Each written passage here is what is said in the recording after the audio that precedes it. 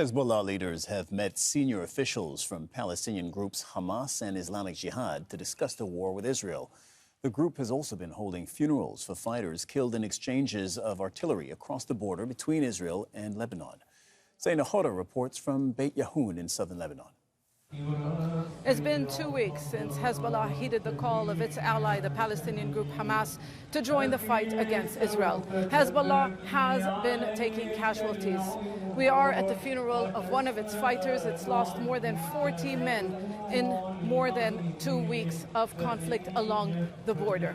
This time is very different since the last war in 2006 between Hezbollah and the Israeli army. This time around, Hezbollah is on the offensive and Hezbollah is treading carefully. It is launching attacks against Israeli military positions from open areas. It is avoiding an Israeli response that would target population centers, which leaves them exposed.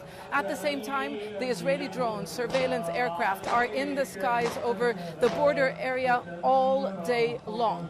Now, Hezbollah says that it is in the heart of this battle. It is not neutral, but so far, like I mentioned, the escalation along the border is very limited to that region. Hezbollah's Secretary General meeting leaders from the Palestinian groups Islamic Jihad and Hamas. Hezbollah releasing a photo but not saying when that meeting took place, and clearly giving the message that there is coordination between the groups of part of the so-called axis of resistance. The biggest question is, what will Hezbollah do next? It believes that by targeting Israeli positions along the border, it is harassing the Israeli army, it is keeping it busy, making it move divisions of the army to the north so that they will not put more pressure on Hamas on the southern front. So the biggest question is, will Hezbollah join this fight further? Will it use its long-range missiles? Will it use its full military capabilities?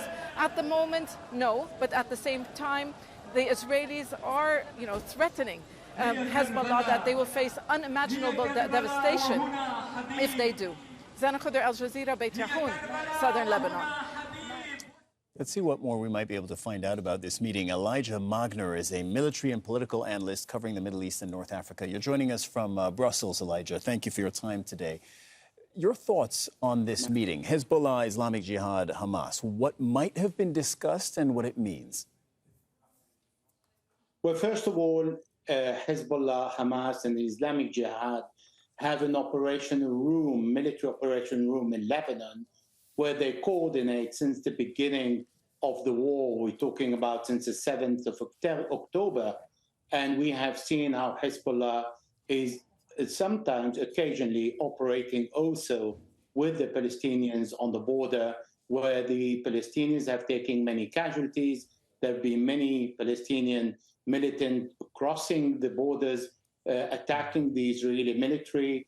And the discussion between the leaders is extremely important on two levels. The military level is a coordination to what is going on in Gaza, and Hezbollah is also acting as the eyes and the ears of Hamas from the outside, because Hezbollah's capability in drones, communication, and electronic system offers a huge support to Hamas inside Gaza and to the Islamic Jihad. Secondly, on the political aspect, there might be discussion on slowing down the Israeli invasion because of the pressure, the axis of the resistance, the involvement or potential involvement of Iran, the United States, and other countries in a wider conflict. There is a possibility of coming up to a ceasefire. All that is negotiated among the political leaders, not the military inside Gaza. This is why these leaders need to meet and coordinate their future action, and in case the conflict escalate, where they would go and what measures they would take and what the size of their involvement is going to be, because Hezbollah is already involved in a war and has so far taken more or less 30 to 35 people who died in fighting Israel and by the Israeli drones. But as you say, Hezbollah are already involved in this war. However, everybody I've spoken to, and that includes our correspondent, has suggested that Hezbollah doesn't want at this stage a full-scale war with Israel. do you have any read on what their red lines might be? Red lines which, if crossed, would thrust them into a higher intensity conflict with Israel?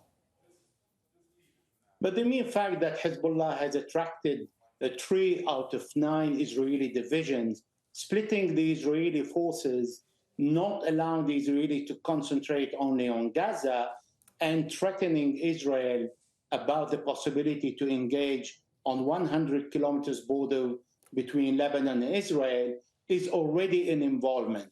Now, Israel is not realizing, and it doesn't guess, if Hezbollah is going to attack from the west or from the east or from the middle. That's why they have evacuated, an indication that Hezbollah is giving to the Israelis, allowing them to understand that the ground invasion or the ground attack on Gaza can trigger further escalation where Hezbollah can break the border.